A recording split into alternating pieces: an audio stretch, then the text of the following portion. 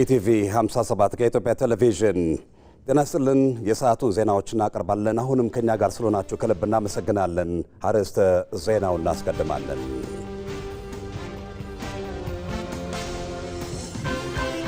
አንዳንድ አብዮቶች አስፈላጊ የፖለቲካና ማህበራዊ ለውጦችን ሲያመጡ፣ ሌሎች ደግሞ በረዥም ግጭትና ለመረጋጋት ተቋማዊ ውድቀትን አስከትለዋል።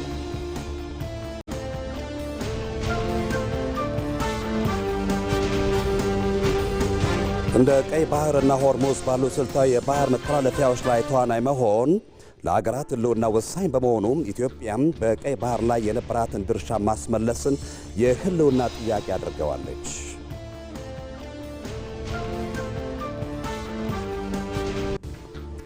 ሕገወጡ የህወሓት ቡድን የኢትዮጵያን ልማትና እድገት ለማስተጓጎል ከተላላኪ ቡድኖች ጋር የፈጠረው ጥምረት በሀገር ወዳድ ኢትዮጵያውያን እየከሸፈ ነው።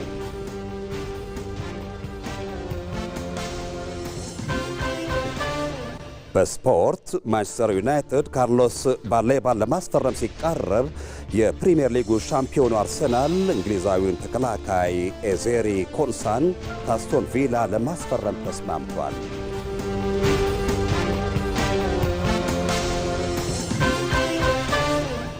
ከኢትዮጵያ ቴሌቪዥን ዋናው ስቱዲዮ ከዜናዎቹ ጋር ሰለሞን መልሳን ነኝ። ወደ ቀዳሚው ዜናችን እናልፋለን። በሆርሙዝ ሰርጥ ላይ የተፈጠረው ውጥረት በቀይ ባህር ላይ ያለውን የኃይል ፍላጎትና የሀገራትን የሕልውና ትግል ይበልጥ እንዲፋፋም እያደረገው ነው። እንደ ቀይ ባህርና ሆርሙዝ ያሉ ስልታዊ የባህር መተላለፊያዎች ላይ ተዋናይ መሆን ለሀገራት ሕልውና ወሳኝ ነው። በቀጠናው ጠንካራ አቅም እየገነባች የምትገኘው ኢትዮጵያ በቀይ ባህር ላይ የነበራትን ድርሻ ማስመለሷ የሕልውና ጥያቄ የሆነውም ለዚሁ ነው። ማለት ታደለ ዝርዝሩን አዘጋጅቷለች።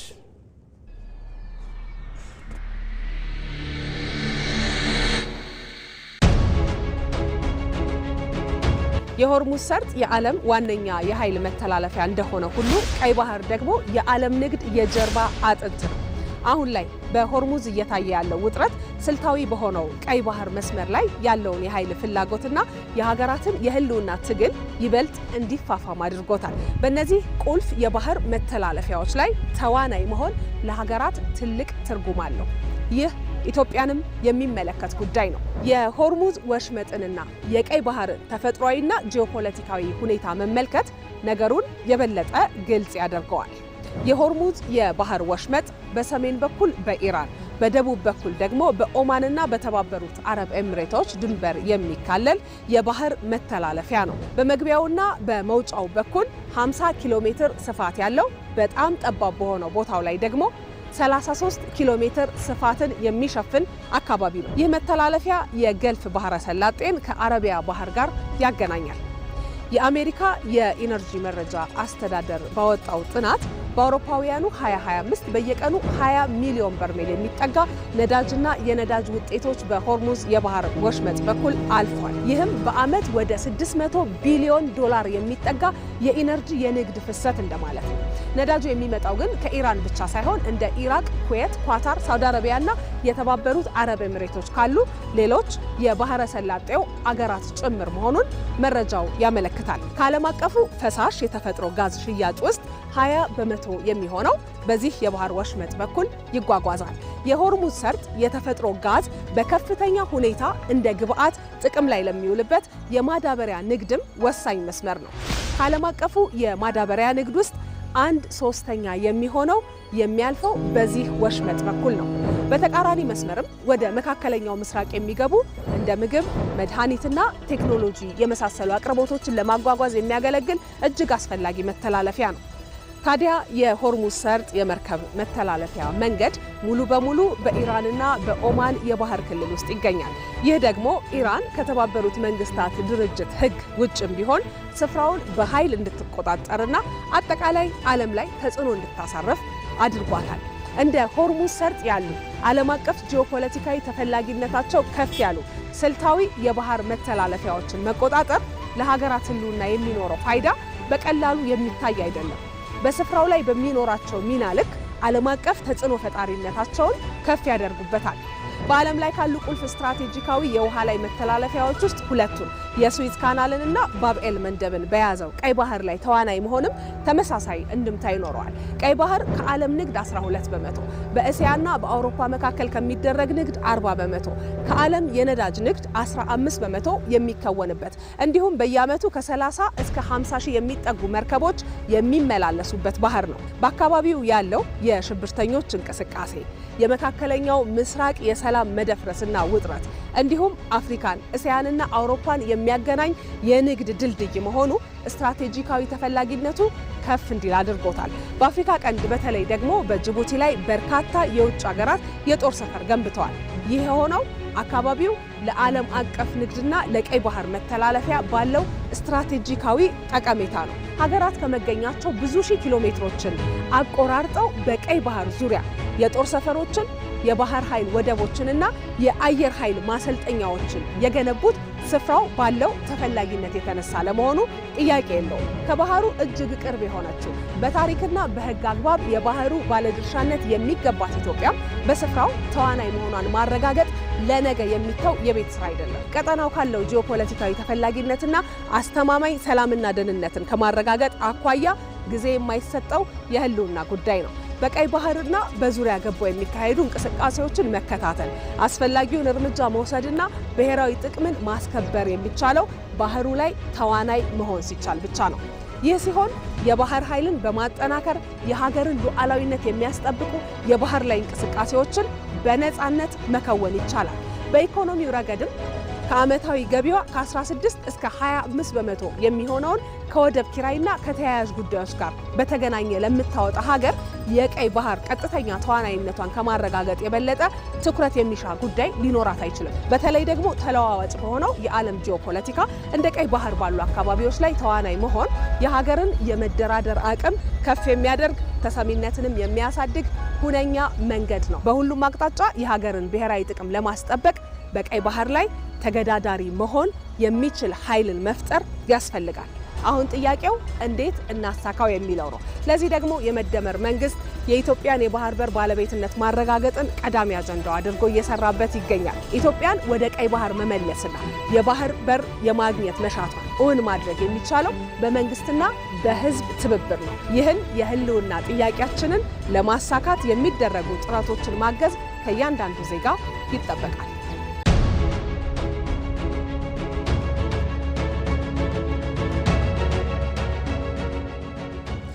የኢትዮጵያ ልማትና እድገት ለማስተጓጎል የውስጥ ተላላኪ ቡድኖች ከታሪካዊ ጠላቶቿ ጋር የጥፋት ጥምረት ፈጥረው እየደከሙ ይገኛሉ። ይሁን እንጂ ህገወጡ ህወሓት ከመሰል አጋር ሸኔዎቹ ጋር ከግብፅና ከሻዕቢያ የተቀበሉትን የጥፋት ተልዕኮ ለማስፈጸም የመሰረቱት ቁርኝት ርካሽ ተግባር መሆኑ በህዝብ ዘንድ ሙሉ በሙሉ እየተጋለጠ ነው። ወይንሸት ደጀኔ ኢትዮጵያ የተፈጥሮ ጸጋዎቿን ተጠቅማ የመልማትና የማደግ ጽኑ ፍላጎቷን በፈርጁ እየገለጠች የባከኑ ጊዜያትን የቁጭት ምዕራፍ መዝጊያ ለማድረግ እየጣረች ነው። የህዳሴን የልማት ሞተርነት በብዝሃ ዘርፍ ኢኮኖሚ በማጀብ እምርታዊ ለውጥ ለማስመዝገብ የሚያስችሉ ፕሮጀክቶችና አሰራሮችን ተግባራዊ መደረጋቸው ህልም ከእውነታ ጋር የማገናኛው መስመር ሆኗል። ይሁን እንጂ ኢትዮጵያ እየሄደችበት ያለው የልማትና የእድገት መስመር ከውስጥ ላሉ አቆርቋዦቿ ከውጭ ደግሞ አይናቸው የሚቀላባቸው ጠላቶቿ እረፍት ነስቷቸዋል። የኢትዮጵያን እድገትና ዘላቂ ሰላም ለማስተጓጎል ታዲያ የማይፈነቅሉት ድንጋይ የለም። ሻዕቢያ እንደ መሪ፣ ግብጽ ደግሞ እንደ ከፋይና አስተባባሪ በመሆን የሚመሩት የጥፋት አጀንዳ በተላላኪዎቻቸው አማካኝነት እሳት እየለኮሱ እረፍት ለመንሳት እንደዳከሩ ነው። እነዚህ ተላላኪዎች የባዕድ ጠላትን ተልዕኮ የተቀበሉ ባንዳዎች ናቸው። በግብር የሚመሳሰሉት ሶስቱ ሸኔዎች ፋኖ፣ ሸኔና ህገ ወጡ የህወሓት ቡድን ሀገርን ለማፍረስና የባዕዳንን ፍላጎት ለማስፈጸም የሚደግሱት እኩይ ሴራ መስሏቸው እንጂ የኢትዮጵያ አይበገሬነት አይተውም አይሞክሩትም ነበር። ህገ ወጡ የህወሓት ቡድን የትግራይን ህዝብ ለዘመናት ለፖለቲካና ለኢኮኖሚ መጠቀሚያ በማድረግ የፈጸመው ታሪካዊ ክህደትና ኋላ ቀር ማንነት ዛሬ በገሃድ የተገለጠ እውነት ሆኗል። እንደሚታወቀው ያው የቲፒኤልኤፍ ዋናው ግብ የሚታገልበት ዓላማ ካየነው ከታሪኩም ለህዝብ ሽፋኑ ነው ለህዝብ የሚል እንጂ ጸረ ህዝብ መሆኑን በተግባር የታየ ድርጅት ነው። ከዚህ በፊት እንደሚታወቀው በኢትዮጵያ መንግስት ሆኖ ቆይተዋል። ያን ስልጣኑ ደግሞ በፍትህ ፈላጊ የኢትዮጵያ ህዝብ ትግል ስልጣኑን አጥተዋል። አንዱ እሱን ለመመለስ ነው ሙከራው ያደረገው። እሱ እንደማይሆን ካወቀ በኋላ ደግሞ አሁን በተለይ ከኢትዮጵያ ታሪካዊ ጠላቶች ጋር በመሆን ኢትዮጵያን ማፍረስ ነው ብዬ ነው የማስበው። እኔ ሀገር የማፍረስ አልሞ አቅዶ እየሰራ ነው፣ በግልጽ እየተናገረ ነው ያለው። ያን አድርጎ ደግሞ ያው ሀገረ ትግራይ ለመመስረት የሚል ቅዠትም አላቸው። ስለዚህ ይሄ ደግሞ ማይሆን ህልም ነው። ሀገሪቱን የማፍረስ እኩይ አጀንዳቸውን ለማስፈጸም ደግሞ በየመንደሩ ካኮረፉ የሸኔና ፋኖ ቡድን ጋር ያልተቀደሰ ጋብቻ መስርቶ ዓላማው የግብጽና ሻዕቢያን ተልዕኮ ጭምር ማስፈጸም ነው። ለመሆኑ ተላላኪነት ለማን በጀ ብለን ብንጠይቅስ መልስ አናገኝለትም። አለፍ ሲልም ይህ ጸረ ህዝብ ስብስብ ከሰላም ይልቅ የጦርነት አውድማን የሚመርጠው ለግል ጥበቃው፣ ለስልጣን ጥማቱና ለህገ ወጥ የንግድ ሰንሰለቱ እድሜ ማራዘሚያ ሲል ብቻ ነው። የቡድኑ አመራሮች የሀገር መሸጥና ውድቀትን የመጋበዝ አጀንዳቸውን ለማስፈጸም የምስኪኑን የትግራይ ወጣት ትምህርት ገበታ ላይ መገኘት ሲገባው እያስገደደ አንድም ለሽራፊ ዲናር ለሽያጭና አለፍ ሲልም ለሽፍትነት ተግባሩ እያዋለ ነው። የትግራይ ህዝብ ነው ለጥቅሙ ያልነቃው፣ ወይም ደግሞ ቢነቃም ካልተደራጀ ክንዱን ካላስተባበረ ሊመክታቸው የማይችለው። ስለዚህ ያው እነሱ ተፈጥሯቸው ነው፣ አላማቸው ነው፣ ለጥቅማቸው ነው እየሰሩ ነው። የትግራይ ህዝብ ግን ነፃ ሊሆን የሚችለው ከዚህ ሊገላገል የሚችለው ለራሱ ጥቅም በመደራጀትና የራሱ መሪ ድርጅት በመፍጠር ብቻ ነው። ይህ የጥፋት ኃይል በታሪኩ ለትግራይ ህዝብ ጥቅም ቆሞ እንደማያውቅና ይልቁንም የጦርነት ሎጂስቲክስን በማስተዳደር በህዝብ ደም የሚነግድ አፍራሽ ስብስብ ነው። ህገወጡ የህወሓት ቡድን የትግራይ ህዝብ ቢጨፈጨፍና ቢያልቅ ቅንጣት ያህል የማይሰማው ለግልና ለጠባብ ቤተሰባዊ ጥቅሙ ብቻ የቆመ ጥገኛ ቡድን ነው። ቀደም ሲል የትግራይ ህዝብና ህወሓት አንድ ናቸው ተብሎ ሲሰራበት የነበረው የተሳሳተና የሐሰት ትርክት አሁን ላይ ሙሉ በሙሉ ከሽፏል። የመላው ኢትዮጵያ ህዝብም ሆነ የዓለም አቀፍ ማህበረሰብ የቡድኑን እውነተኛ አጥፊ ማንነት በግልጽ ተረድቶታል። ህወሓት ከታሪካዊ አመጣጡ ጀምሮ የኢትዮጵያ ታሪካዊ ጠላት ሆኖ የተፈጠረ እንጂ በምንም መስፈርት የህዝብ ወገን እንዳልሆነ በተግባር አስመስክሯል። የትግራይ ወጣት እኮ ስለ ህልውና ጉዳይ የሚደራደር ህዝብ አልነበረም። ወጣቱም አይደራደርም። ስላላመነበት ነው በየቀኑ 6 ባስ 7 ባስ 8 ባስ እየተጫነ ወደ ከተማ እየመጣ ያለው፣ ወደ አዲስ አበባ፣ ወደ ተለያዩ ክልሎች፣ ከዛም አልፎ እንደገና ወደ ተለያዩ አገሮች በስደት እየሄደ ያለው እኮ ስላላመነበት ነው። ጦርነት ይብቃን በማለት አንጻር ነው። በተለይ በቅርቡ ያየሁት እንደገና እናቶች በራያ እያደረጉት ያለውን ምህላ፣ በእንድርታ እየተደረገ ያለው ምህላ፣ አክሱም ላይ እየተደረገ ያለው፣ አድግራት ላይ እየተደረገ ያለው ምንድነው? ሰላማዊ የሆነ ሰልፍ እኮ ነው። ምን ማለት ነው? we need peace፣ ሰላም ነው የምንፈልገው። ልጆቻችን ከመሞታቸው ከማለቃቸው በፊት በቃ ሰላም ፍጠሩ ነው እያለ ያለው ትልቅ እንቅስቃሴ እያደረገ ነው ማለት ያለው። አሁን በቅርቡ ያየነው ባሶች ላይ በስነ ስርዓት የተቀረጸ ሚዲያ ላይ እየዋለ ያለው እናቶች ድንጋይ ይዘው ባሱን ሲመቱት መኪና ስር መግባት እኮ ነው የቀራቸው። ለምንድን ነው? ህዝባችን ልጆቻችን ወደ ጦርነት መማገድ የለባቸውም። ምክንያቱም እያየነውና ተሰንክሎ እግሩ ተቆርጦ አይኑ ታውሮ ሁለቱ እግሩ ሁለቱ እጁ ተቆርጦ ምንድነው ያመጣው? ይሄ ባልተሟላለበት ሁኔታ ለትግራይ ወጣት ያስፈልገው። በዚህ ሰዓት የሚያስፈልገው ጥሩ ጭንቅላት ያላቸው የትግራይ ተወላጆች አሉ፣ አዲስ አበባ የመጡ አሉ፣ እየመከሩ ነው። የትግራይ እድል ፈንታ ከኢትዮጵያ ጋር ምንድነው መሆን ያለበት? አንድና አንድ ነው። በሰላማዊ መንገድ ችግር ካለ በሰላም መፍታት የሚል አቋም ነው ያለው። የትግራይ ተወላጆች ኩሩና ታሪካዊ ኢትዮጵያውያን ናቸው። ከመላው ኢትዮጵያ ህዝብ ጋር በደስታም ሆነ በችግር ጊዜ በጽናት አብረው ቆመዋል። እነዚህ የትግራይ ተወላጆች ዛሬ ላይ ይህንን አጥፊና ደም አፋሳሽ ቡድን በይፋ መቃወምና ማጋለጥ መጀመራቸው አንድ ትልቅ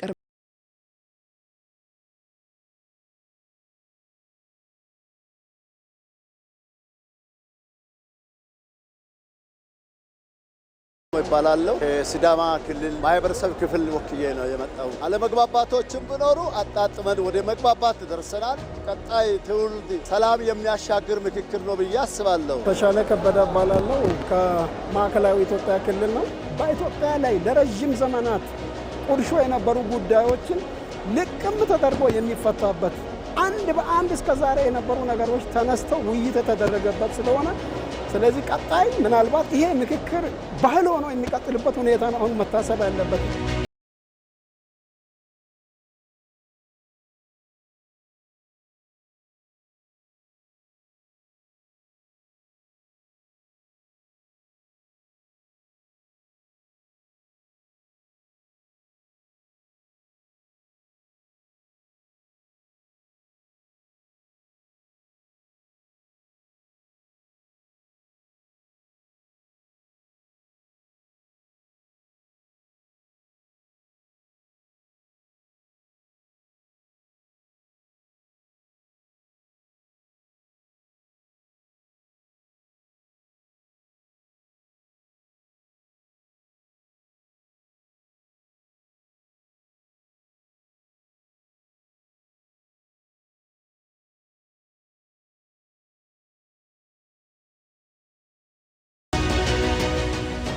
ኢትዮጵያ እየመከረች ነው። ምክክሩን የተመለከቱ መረጃዎችን እናቀርብላችኋለን።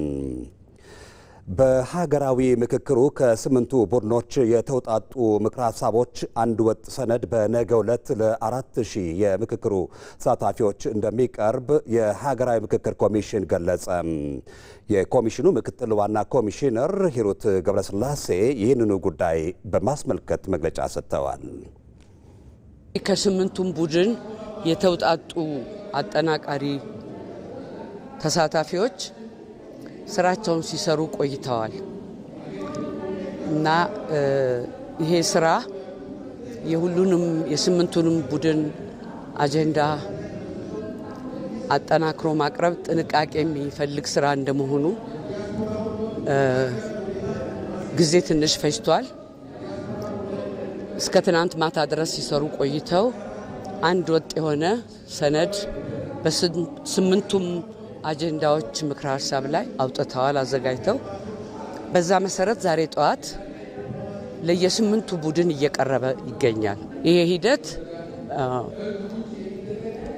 እያንዳንዱ ቡድን በሚቀርበው ሰነድ ላይ የመጨረሻ ግብዓቱን ማስገባት እንዲችል፣ አስተያየቱን መስጠት እንዲችል የተዘጋጀ ሂደት ነው።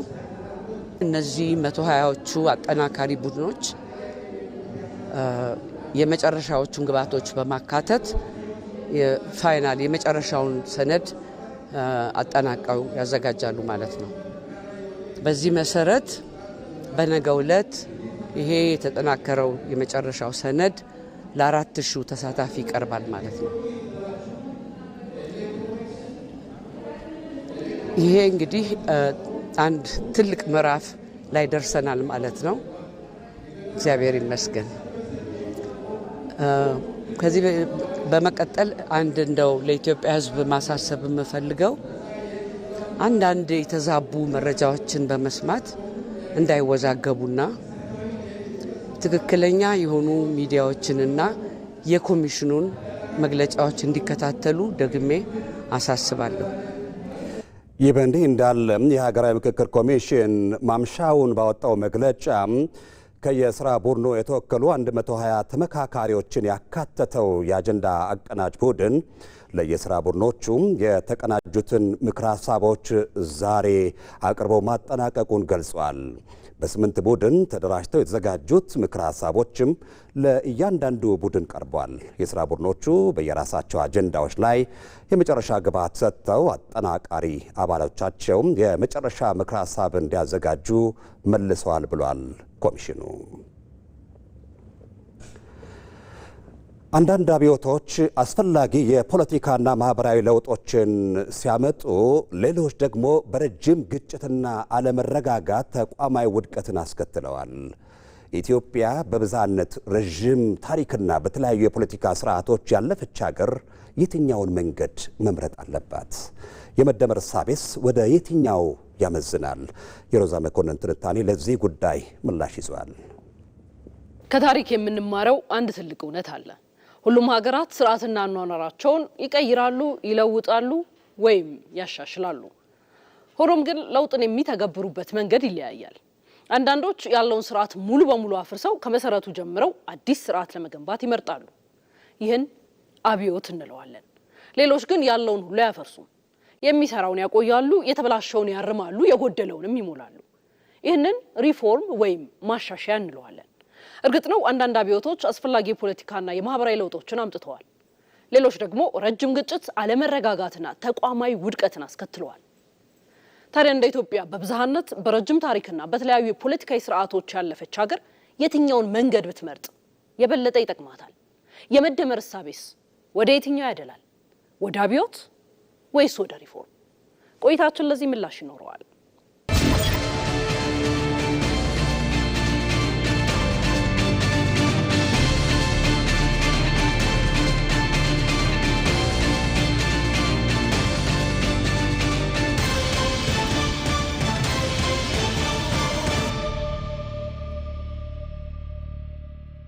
ስለዝነኛው የፈረንሳይ አብዮት ጥቂት እንበል። የፈረንሳይ አብዮት የዓለምን ታሪክ ከቀየሩ ክስተቶች አንዱ ነበር። የንጉሳዊ ስርዓትን አስወግዶ የነጻነትና የእኩልነት ሐሳቦችን ቢያጎላም በተመሳሳይ ጊዜ ደም መፋሰስን፣ የፖለቲካ አለመረጋጋትንና የማህበራዊ ቀውስን አስከትሏል።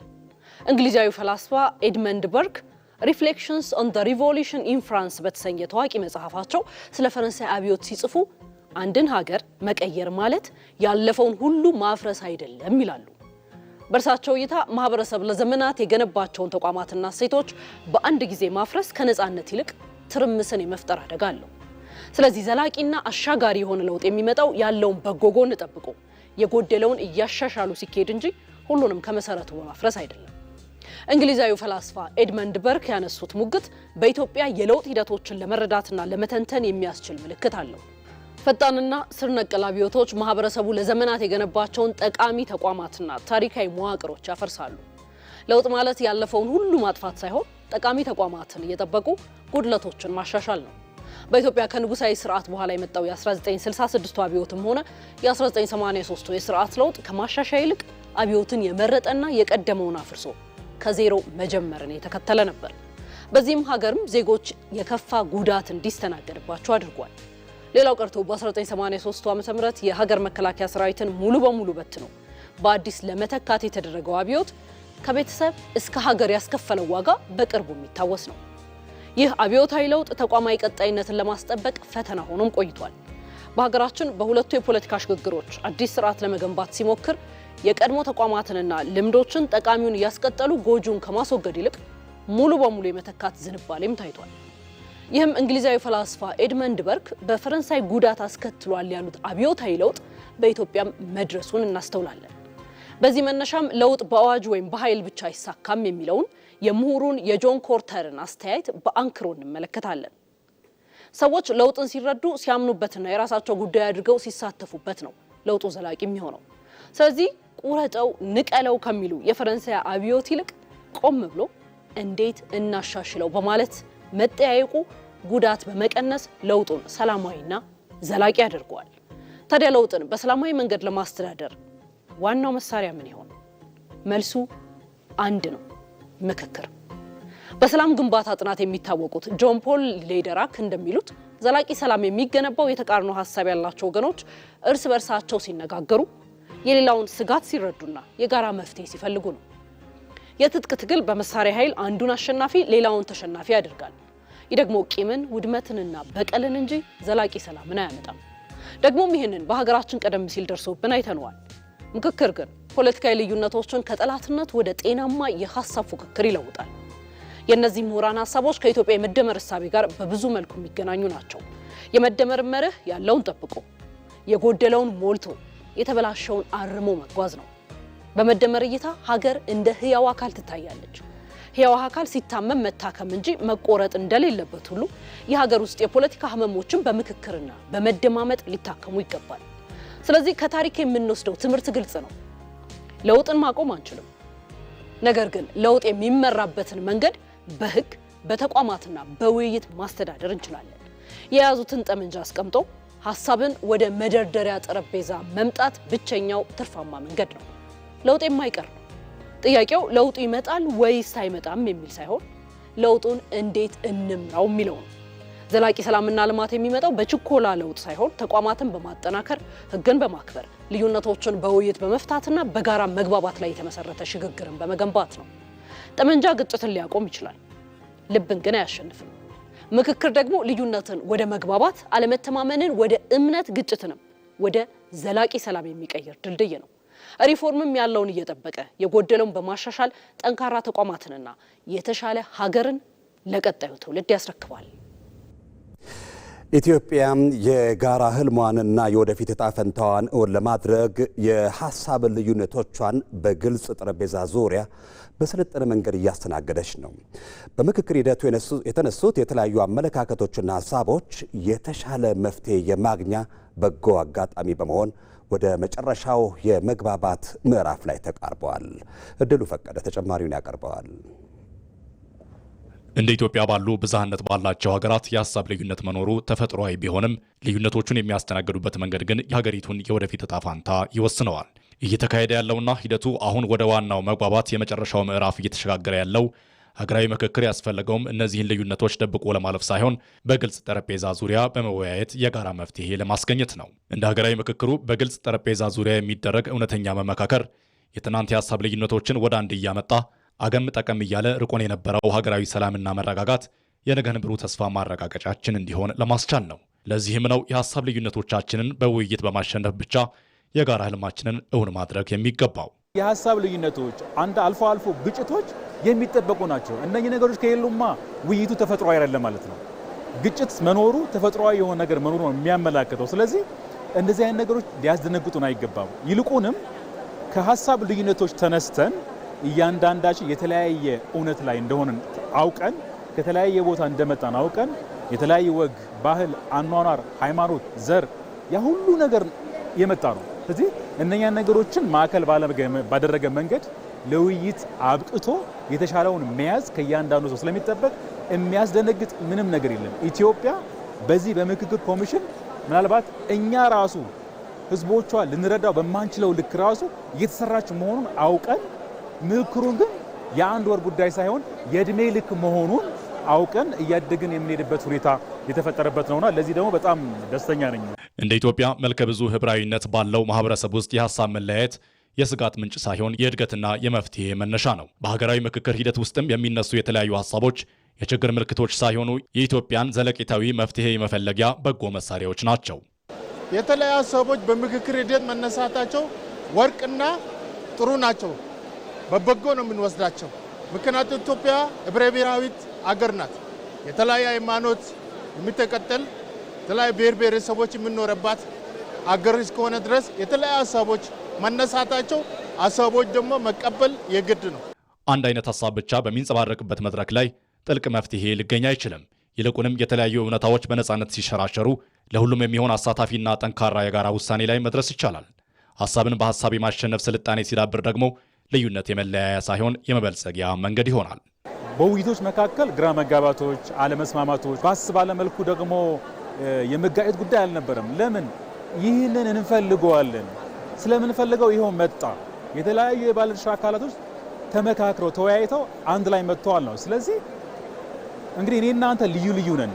ልዩነት አንድነትን በሚፈጥር መንገድ የምንጠቀምበት እንጂ ህብረ ብሔራዊነትን ተጠቅመን ሀገርን ለመገንባት የምንጠቀምበት እንጂ የምንለያይበት አይደለም። ሌላውን ወገን ማዳመጥ ማለት ሀሳቡን ሙሉ በሙሉ መቀበል ብቻ አይደለም። ይልቁንም የእሱን እይታ፣ ስጋትና ፍላጎት ለመረዳት ፈቃደኛ መሆን ነው። በምክክር ሂደት ውስጥ ማዳመጥ ሲጎላ መጠራጠር ተወግዶ እምነት ይገነባል። ይህም ለሀገር ህልውናና ለጋራ ዓላማ በአንድነት ለመቆም መሰረት ይጥላል። እያንዳንዱ በወንድሙ ጫማ ላይ ገፍቶ ያ የወንድሙ ሀሳብ መቀበል አለበት። ለዚህ ነው ምክክር ያስፈልገው። ልዩነቶች አሉ። ልዩነቶች ደግሞ የሚፈታ በምክክር ነው፣ በመደማመጥ ነው፣ በመከባበር ነው። ሀገራዊ ምክክሩ ያስፈለገው የሀሳብ ልዩነት በመኖሩ ነውና ሀገራዊ ውሳኔዎችና የጋራ ህልሞች እውን የሚሆኑት ልዩነቶችን በግልጽ በጠረጴዛ ዙሪያ በመወያየት ብቻ ነው። ወደ ዋናው መግባባትና ማጠቃለያ እየተሸጋገረ ያለው ሀገራዊ ምክክሩም የኢትዮጵያውያንን የጋራ ተስፋ የሚወስን አዲስ ምዕራፍ ነው። ምንም ይሁን ምን ውጤቱ ግን ኢትዮጵያውያን በጋራ መክረውና ዘክረው የደረሱበት ስለመሆኑ የአብሮነታቸው ቀለም በደማቁ ታሪክ ተጽፎ ያልፋል። በሀገራዊ ምክክሩ በቀረቡት አጀንዳዎች ወደ መግባባት መድረስ የኢትዮጵያውያን የጋራ ድልና ታሪካዊ አሸናፊነት ማረጋገጫ ነው። ይህ በምክክር የሚፈጠረው መግባባት ከአድዋ እስከ ታላቁ ህዳሴ ግድብ የታየውን የኢትዮጵያውያን የአሸናፊነት ጉዞ በማስቀጠል አዲስ የጋራ ድል ማብሰሪያ ሆኖም ተመዝግቧል። ወንድማገኝ አይሉ በኢትዮጵያ ታሪክ አዲስ ምዕራፍ እየከፈተ የሚገኘው ሀገራዊ የምክክር ሂደት የሙሉ ኢትዮጵያውያን የጋራ ድልና አሸናፊነት ማረጋገጫ ሆኗል። ለዘመናት በልዩነትና በግጭት ሲፈተን የቆየውን የኢትዮጵያን ፖለቲካዊና ማህበራዊ ምህዳር በውይይትና በበሰለ የመደማመጥ ባህል ለመቀየር የተጀመረው ይህ ሂደት ኢትዮጵያውያን በጠረጴዛ ዙሪያ ተቀምጠው እጣ ፈንታቸውን በጋራ የመወሰን አቅማቸውን ያስመሰከሩበትም ታሪካዊ አጋጣሚ ነው። ከአርሶ አደሩ እስከ ምሁሩ፣ ከወጣቱ እስከ አዛውንቱ፣ ከወረዳ እስከ ሀገር አቀፍ ተቋማት የተለያዩ ድምጾችና እይታዎች እንዲደመጡ እድል በመፍጠሩ የሁሉንም ኢትዮጵያዊ እኩል ባለቤትነትን አረጋግጧል። በተለይም ለውይይቱ በቀረቡ አጀንዳዎች ላይ የተደረሰው መግባባት የመላው ኢትዮጵያውያን የጋራ ድል ማብሰሪያም ሆኗል። እንደ ኢትዮጵያ ለምክክር የመጀመሪያ እንደመሆናችን አንጻር በዚህ ዋይዝ ሆኖ እያንዳንዱ ሀሳብ ተደማምጦ የራሱን የአንዱን ቁስል ለአንዱ ሼር አድርገው የአንዱን ደስታ ለአንዱ ሼር አድርጎ ቁጭ ብለን በዚህ ደረጃ የተደማመጥንበትም ዘመን ስላልተፈጠረ ይሄ ትልቅ ድል ነው ለኢትዮጵያ። የኔ ነው የሚባል ነገር የለም። አሁን የኛ ነው የሚባለው ሁሉ ነገራችን ነው። ለምን ኢትዮጵያ የብዝሃ ነገር ከመሆን ጋር ተያይዞ ከዚህ አንፃር ስምንቱም አጀንዳ ዲፕሊ የተራራቀ ነገር ሳይኖር ሁሉም የልቡን ሐሳብ 40 ቀን ገደማ ተወያይቶ ወደ አንድ ኮንሰንሰስ የደረሰበት አግባብ። ስለዚህ የጋራ ድል ነው የምናበስረው። ሀገራዊ ምክክሩ ሀሳብን በሀሳብ የመሞገትና ችግሮችን በሰላም መንገድ የመፍታት ባህልን በማዳበር የባህልና የፖለቲካ ብስለታችንን ለዓለም አሳይቷል። በጋራ እሴቶችና በጋራ የወደፊት ራዕይ ላይ በመመስረት ልዩነቶችን ውበት አድርጎ የተቀበለ ጠንካራ ሀገራዊ አንድነትን ለመገንባት ትልቅ ድልድይ ሆኗል። የምክክሩ ሂደት ዋና ባለቤትና አቅጣጫ ጠቋሚው ራሱ ህዝቡ በመሆኑ የፖለቲካ ፍላጎቶችና የኃይል ሽሚያዎች ተወግደው የህዝብ እውነተኛ ፍላጎት የበላይነትን አግኝቷል። ይህም የኢትዮጵያውያንን የጋራ አሸናፊነት ያረጋገጠ ነው። በአድዋና በታላቁ የኢትዮጵያ ህዳሴ ግድብ የተጀመረው የአሸናፊነት መንፈስ አሁን ደግሞ በሀገራዊ ምክክሩ የኢትዮጵያውያንን የአሸናፊነት ጉዞ አስቀጥሏል። በምክክሩ ሂደት ብዙ የተለያዩ ሀሳቦች መጥተው ውይይት ተደርጎባቸዋል። የሀሳብ ግጭቶች፣ የሀሳብ ስምምነቶች፣ የሀሳብ አንድነቶች ታይተዋል። ይሄ ማለት የአንድ የተወሰነ ግሩፕ ወይም አንድ የተወሰነ ዜጋ ወይም አንድ የተወሰነ ቡድን ሀሳብ ነው ማለት አይቻልም። ይሄ በጋራ ልዩነቶቻችንን ፈተን ያንን ልዩነት ወደ አንድ አምጥተን የጋራ ድል፣ የጋራ ሀሳብ፣ የጋራ አሸናፊነት ያበሰርንበት መድረክ ነው ማለት ነው። አድዋ ላይ ያሸንፈናል፣ ህዳሴ ላይ ያሸንፈናል። ሶስተኛው በሀገራዊ ምክክር ኮሚሽን ላይ ቦልድሊ ደግመነዋል ማለት ነው። ስለዚህ አሸናፊነታችን ይቀጥላል። የነበሩን መካከል ላይ የነበሩ ክፍተቶቻችንን አርመናል፣ ተግባብተናል፣ ወደ ጠረጴዛ አምጥተናል። ከዚህ ከኮሚሽኑ ውይይት በኋላ የኢትዮጵያ አንድነት የጋራ መሆናችን ይቀጥላል። ቤታችን በአንድነት እንሰራለን። ኢትዮጵያ በሀገራዊ ምክክሩ ያስመዘገበችው ድል ለሌሎች ሀገራትም ተሞክሮ ሊሆን የሚችል ትልቅ ሀገራዊ ስኬት ነው። ይህም ኢትዮጵያ ብሔራዊ ጥቅሟን ለማስጠበቅ የምታደርገውን ብርቱ ጥረት የሚያጠናክርም ነው። እንግዲህ በርካታ ሀገራት በእንደዚህ አይነት ሂደት አልፈዋል። ዩክሬንን ማንሳት እንችላለን። ሌሎች አፍሪካ ሀገር ውስጥም በርካታ ሀገራት ላይ እንደዚህ አይነት ምክር ሂደቶች አሉ። ድንጋይ መወራወር፣ የሃይላንድ ውሃን መወራወር፣ መጽሐፍ መወራወር፣ ደብተር መወራወር የተለመደ ነው። ግን ኢትዮጵያ ታላቅ ድልን ያበሰረችበት ምክረ ሀሳብ የተካሄደበት በ10 ግሩፕ የጀመረ 50 በ50 የጀመረ 250 በ250 የጀመረ 500 እንግዲህ 500 ሰው ሆኖ ተግባብቶ ማውራት ከቻለ ኢትዮጵያ ወደ ታላቁ ወደ ስልጣኔ ዘምናለች ማለት ነው። ስለዚህ በሀገሬ ደግሞ በኔ ዘመን በኔ ትውልድ ይህንን ማየቴ እጅግ በጣም አስደስቶኛል። በዚሁ መንፈሱ ውስጥ ካለንና በዚሁ ማንነቱ ውስጥ ከተሳሰርን ነገ አውሮፓውያኖች የደረሱበት ደረጃ ላይ ኢትዮጵያ የማትደርስበት ምንም አይነት ምክንያታዊ ሀሳብ የለም። ኢትዮጵያውያን ውስብስብ ታሪካዊና ፖለቲካዊ ስብራቶቻቸውን በራሳቸው አቅምና ጥበብ መፍታት እንደሚችሉ በተግባር በማስመስከር የሀገሪቱን ታሪካዊ ልዕልና ማድሰዋል። ይህ ሀገራዊ ምክክር ሂደት የትናንት ቁስሎችን እያከመ የዛሬውን ሰላም እያረጋገጠና የነገዋን የበለጸገች ኢትዮጵያን እየገነባ ያለ የሁሉም ኢትዮጵያውያን አምሳያና የጋራ አሸናፊነታችን ህያው ምስክር ነው። በኢትዮጵያ በዋና ዋና ሀገራዊ ጉዳዮች ላይ የጋራ መግባባት ለመፍጠርና የቆዩ ልዩነቶችን በሰላማዊ መንገድ ለመፍታት ሲካሄድ የቆየው ሀገራዊ ምክክር ለመላው ኢትዮጵያውያን አዲስ የሰላምና የመደጋገፍ ተስፋን ይዞ መጥቷል። የኢትዮጵያን ዘላቂ ሰላምና አንድነት በማረጋገጥ ሂደት ውስጥ እውነተኛው አሸናፊ መላው የኢትዮጵያ ሕዝብ ነው። ቤተልሔም ገረመው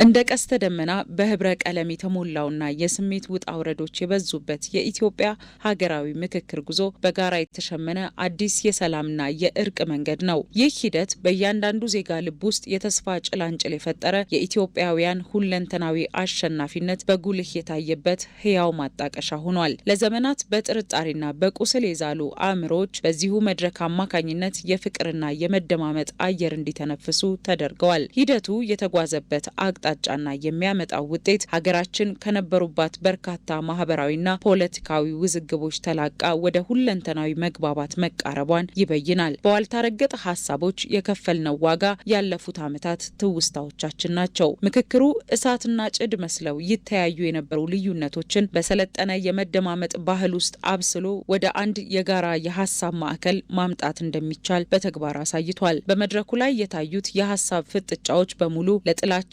ማቀጣጠያ ሳይሆን ለሀገር ግንባታ ጡብ የሆኑ የነጻነትና የእውነተኛ እርቅ ፍላጎት መገለጫዎች ናቸው። የኢትዮጵያ ሀገራዊ ምክክር በአካታችነት በግልጽነትና ገለልተኝነት እንዲሁም በአጀንዳ ስብጥር የአንድን ሁሉን አቀፍ ምክክር መስፈርት ያሟላ ነው። አሁን ኢትዮጵያውያን ለሀሳብ አለመግባባት ጫካ ሳይሆን የምክክር አዳራሽን ምርጫቸው አድርገው አሸንፈዋል። በዚህ ምክክር ሂደት ላይ ዋናው አሸናፊ ሆኖና ጎልቶ የሚወጣው የኢትዮጵያ ሕዝብ ነው ብዬ ነው ማምነው። እንደ ሀገር ስንሰባሰብ ብዙሃኑ መጥፎ ኔጌቲቭን ነገር ነበር ሲመኙልን የነበረው። ግን እስከዛሬ በመጣንባቸው ቀናት ላይ በተገቢው ደረጃውን ጠብቆ ያለ ምንም የችግር ነው ወደዚህ የመጣው እና ይህ በራሱ በሂደቱ ጠብቆ አልፎ እዚህ ድረስ መድረሱ የኢትዮጵያን አሸናፊነት ያሳያል። እስካሁን ባለው ሂደት ደግሞ አካታችም ነው፣ አካሄዱም ጥሩ ነው። እስካሁን ባለው ነገር ሀሳቦችን እያቀናጁ ማኔጅ እያረጉ እዚህ ጋር እስከመድረሱ ድረስ ጥሩ አካሄድ ነው ያለው። ከጅማሬው ነው ኢትዮጵያ ማሸነፍ እየቻለ የመጣው ማለት ነው። እሱ ምንድነው የማሸነፋችን ትልቁ ምክንያት ምንድነው? መስማማታችን፣ መግባባታችን ለነገ ደግሞ ለኢትዮጵያ ጥሩ የሆነ ግብአት የሆኑ ሀሳቦች በመቅረቡ ህዝቡ ደግሞ እንዲስማማ አድርጓል። መስማማታችን ደግሞ ለኢትዮጵያ ማሸነፍ ነው የሆነው ብዬ ነው ማስበው። በጥንቃቄ በተነደፈ ስነ ዘዴ ላይ በተመሰረተ አካሄድ አጀንዳዎች ከታችኛው የማህበረሰብ ክፍል ወደ ላይ የመጡበት መንገድ ምክክሩ የሁሉንም ሀሳብ ያካተተ እንዲሆን በር የከፈተ ነው። ከኢትዮጵያ በፊት ሀገራት ምክክር አድርገዋል። ታዲያ የኢትዮጵያን ምን ልዩ ያደርገዋል ካልን አጀንዳዎቹ የተቀረጹት የህዝቡን ስቃይ፣ የልብ ትርታና የዘመናት ብሶት በቀጥታ በሚዳስሱ ስልቶች መሆኑ ነው። ባዳ ለተልእኮ ማሳመሪያ የሚጠቀመው ባንዳም የሚመዛው ሽፋንም የሚያደርገው የኢትዮጵያንን የዘመናት ብሶት መፍትሄው የሚገኘው በነፍጥ ሳይሆን የውይይት ጠረጴዛ ላይ መሆኑን ትውልዱ ተገንዝቧል። ለዘመናት ተሸክመን በመጣነው የሸፍጥ ፖለቲካ መቃብር ላይ የኢትዮጵያን ንጋት እናበስራለን። የምክክር ሂደቱ ደረጃ በደረጃ የማደግና የመስፋት ተፈጥሮ በራሱ አጀንዳዎች በተለያዩ አንጻሮች እንዲሟሹና እንዲመዘኑ ከማድረጉም በላይ የመፍትሄዎቹ ትሩፋት ዘላቂነት እንዲኖረው ያስችላል። ምክክሩ ከ10 ወደ 50 ከዚያም ወደ 250ና 500 በመጨረሻም 4000 ተሳታፊዎችን ወደ ያዘ ታላቅ ሀገራዊ ጉባኤ ማደጉ እንደ አበባ እያበበና እያደገ የመጣ የሀሳብ መስተጋብር እንደነበር ያሳያል። ለሂደቱ የተሰጠው በቂ ጊዜና የተደረገው የደረጃ በደረጃ ጉዞ ሀሳቦች እንዲበስሉ፣ ጫፍ የወጡ ስሜቶች እንዲረግቡና እውነተኛው ሀገር አስቀጣይ መፍትሄ እንዲፈልቅ ያስችላል። ይህ በጥንቃቄና በትዕግስት የተሄደበት እልህ አስጨራሽ መንገድ የምክክሩን ውጤት አጽንቶ በመትከል የኢትዮጵያን ሕዝብ የጋራ ታሪክና አሸናፊነት ያደምቀዋል። ህዝብና መንግስት እጅግ በጣም የተቀራረቡና እጅና ጓንት የሚያደርግ ነው። ሌላው በብዙ መንገድ በነጠላ ትርክት የወል ትርክቶች ፈርሰው የነጠላ ትርክቶች ጎልቶ የወጡበት ስለነበረ በህዝቦች መካከልም ተለያይቶ ነበር። ህዝቡ አጠገቡ ያለውን ጎረቤቱን እስካለ መተማመን ደረጃ የደረሰበት ሁኔታዎች ፈጥሮ ስለዚህ ያንን መሀል የነበረውን አጥፍቶ ህዝቦች መካከል ያለውን ቅርርብ በጣም ያጠናክራል የሚል እምነት አለኝ። እነዚህ ሁለቱ ነገሮች ሲጠናከሩ ሀገር እንደ ሀገር የተከበረች ሀገር ትሆናለች። ሀገር እንደ ሀገር ለመጪው ትውልድ ምቹና አስተማማኝ ትሆናለች። ሀገረ መንግስቱም የተገነባ ይሆናል። በሌላው ዓለም ላይ ተጽዕኖ መፍጠር ይቻላል።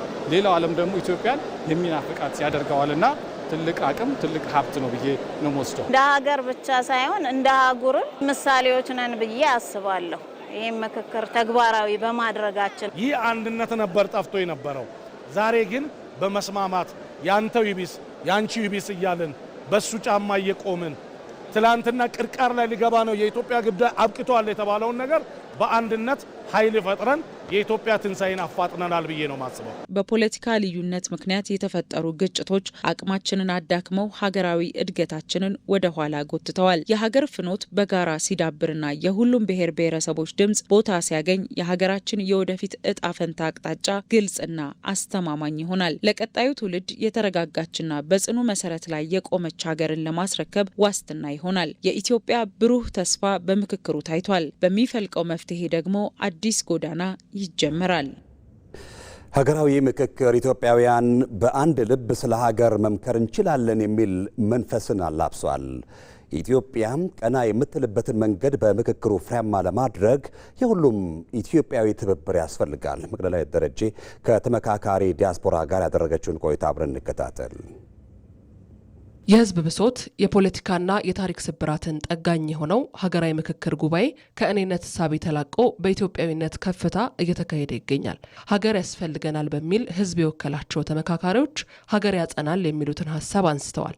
ለዚሁ ምክክር 16 ዓመት ከኖሩበት ከሰሜን አሜሪካ ሜሪላንድ ግዛት የመጡት ኢንጂነር ጋሻው ኢድአ በዛ በነበሩበት ወቅት ስለ እናት ምድራቸው የነበራቸውን ተስፋና ምኞት ይዘው ዛሬ በምክክሩ ተገኝተው ይበጃል ያሉትን ሀሳብ እያዋጡ ነው። ኢትዮጵያውያን ፈተናን በጋራ ድል አድርገው የአብሮነት መሰረታቸውን ከያዙ የጋራ ትርክት ለመገንባት አይቸገሩም ሲሉም ይገልጻሉ። የሰው ልጅ ከስሜት ባሻገር ማሰብ ነው። ሰው የምንባለው ለዛ ነው። እስካሁን ድረስ ያቃተን ያ ነው እና የጋራ ትርክትን ማምጣት በጣም ቀላል ነው። እኛ በጣም ወርቅ የሆኑ የጋራ ትርክቶች አሉ። ዋናው የሁሉ ነገር መሰረት አድዋ አለ። እያንዳንዱ ከጫፍ እስከ ጫፍ ሴት፣ ወንድ፣ ህፃን፣ ሽማግሌ፣ የተማረ ያልተማረ፣ ገበሬ፣ ዘላን ሳይባል ሁሉም ኢትዮጵያዊ በአንድነት ወጥቶ ነጻነታችንን ዲፌንድ ያደረግንበት የጥቁር ህዝቦች ምሳሌ የሆንበት ታሪካዊ አንድነት አለን። እሱ ብቻ በቂ ነው ብዬ ነው የማስበው። በተረፈ ኢትዮጵያኖች እርስ በርስ ጥላቻ የላቸውም እንደ ህዝብ ማለት ነው እና ያንን የአንድነት መሰረት ይዘን ሁላችንም የራሳችን ነገር ይዘን የማህበረሰባችን እሴት ይዘን ተከባብረን የጋራ ትርክት መፍጠር አንደኛ በጣም ቀላል ነው ብዬ አስባለሁ። ምክክሩ ኢትዮጵያዊ የትም ቢሆን የሀገሩ ጉዳይ ግድ እንደሚለው ያረጋገጠበት አጋጣሚ ነው። ሀገር በምትፈልገው ጊዜ ሁሉ አለው ሲል የነበረው ዲያስፖራ ሀገርን ተመካክረን እናስቀጥል ተብሎ ሲጠራም ለምክክሩ በሀገሩ ተገኝቷል። ነገር ግን አሁንም ባሉበት ምሽግ ይዘው ሀገር ፈቅ ስትል የማይደሰቱ ቀና የምትልበትን መንገድ ስትመለከት ትችት አዘውታሪ በውጭ ነዋሪዎች ትላንት ላይ የተቸከሉ ናቸው ሲሉም ኢንጂነር ጋሻው ይናገራሉ። ውጭ ሀገር ያለው ዲያስፖራ ሁለት ቦታ ላይ ነው ያለው። አንደኛው ብሶት ላይ ነው፣ ሁለተኛው ቁጭት ላይ ነው ያለው። ሁለቱም ወደ ኋላ ዞረው ነው። አንዱ የትናንትናን እየሰደበ ፖለቲካ መስራት ይፈልጋል። ሁለተኛው ደግሞ የትናንትናው ብቻ እየተመኘ የዛሬ 30፣ 40፣ 50 እዛ አመት ላይ ቆሞ ያኑ የተመኘ የሚሄድ የፖለቲካ ሲስተም ውስጥ ቆሞ የቀረ ዲያስፖራ አለ እና ሶስተኛ ነገር ደግሞ በኢትዮጵያ ታሪክ ኤሊቶች ብቻ የሚወስኑባት የፖለቲካ ሂደት ነበር የነበረው።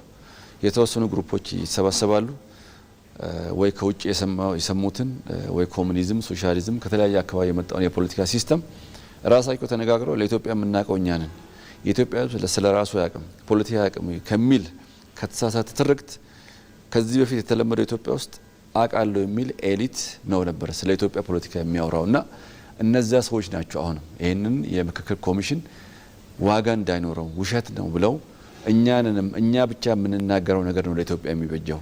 የኢትዮጵያ ህዝብ ለራሱ አያቅም እና አሁን እየተደረገ ያለው የውሸት ነው ብሎ የውሸት ትርክት እዚህ ነገር ውስጥ አስገብተው ይሄ ታሪካዊ ስኬት የውሸት ሆኖ የኢትዮጵያ ህዝብ ተስፋ እንዳይጥልበት የሚያደርጉ ሰዎች አሉ። ይህ ሀገራዊ ምክክር ሀገርን ከጥፋት ለመታደግ ከመስመር የወጡ አካሄዶችን ለማድረቅ ትልቅ ተስፋን ይዟል።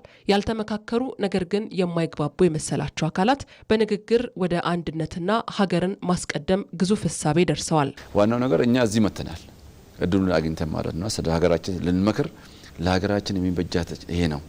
መንግስት ይመጣል ይሄዳል፣ ፖለቲካ ይመጣል ይሄዳል። ስለዚህ የዚች ሀገር ባለቤት የሚወስነው ህዝብ ስለሆነ ይሄን 4000 ህዝብ ወክሎ የላከው ህዝብ ነው እና ሀገር የህዝብ ስለሆነ ዞሮ ህዝብና እውነት ያሸንፋል። በፈተናዎች ሸብረክ ሳትል በየመስኩ በስኬት እየተጓዘች የምትገኘው ኢትዮጵያ በየትኛውም ጊዜ አለው የሚሉ ልጆች እንዳሏት ምክክሩ ምስክር ነው። ለቀናት የቀጠለው ምክክርም ፍሬያማ ሆኖ በተግባር እንዲገለጥ የሁሉም ኢትዮጵያውያን ትብብርን ይሻል።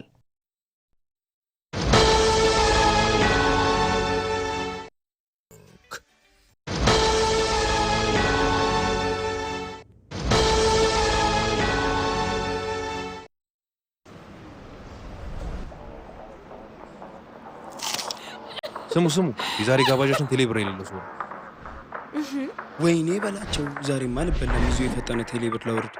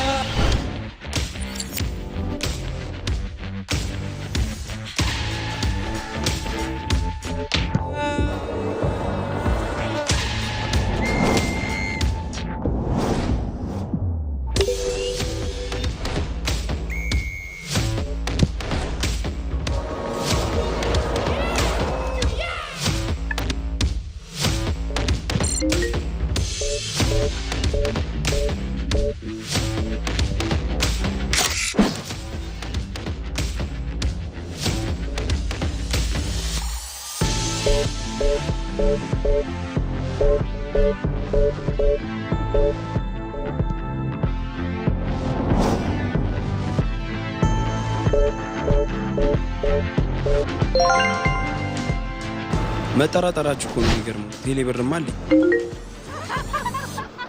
ቴሌብር ስንጀምር እንዲህ ነን።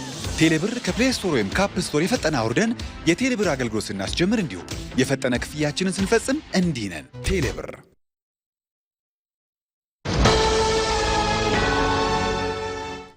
ኢቲቪ 57 ከኢትዮጵያ ቴሌቪዥን ለሰዓቱ የተዘጋጁት ዜናዎቻችን እነዚሁ ናቸው። ስለተከታተላችሁን ከልብ እናመሰግናለን። ሰለሞን ጡ መልሳን ዜናዎችን በመብራት ቆየው። በያላችሁበት ጤና ይስጥልን።